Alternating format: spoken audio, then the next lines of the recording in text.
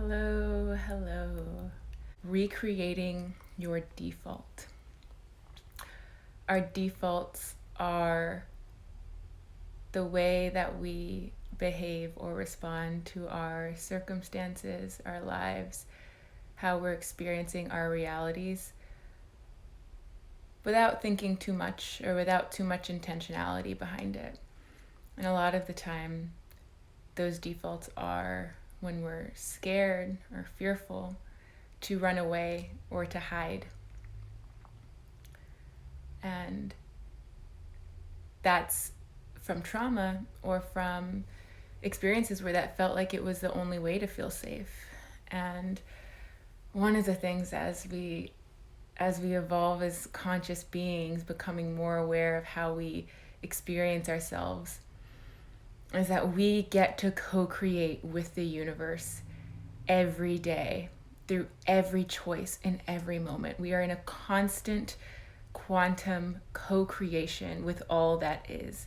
And that means that we get to change our default. That means that when we're feeling scared or when we're feeling fearful or when we're feeling like there is something that just is not what we would actually like to be experiencing in the present moment, that we get to pause and choose what a new default would be that is more empowering for us, of rather than the running, rather than the hiding, rather than the finding some way to not be with what is.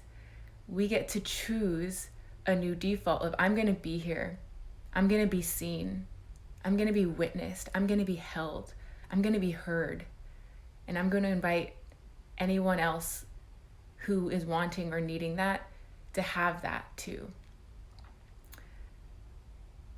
And we have so many different defaults.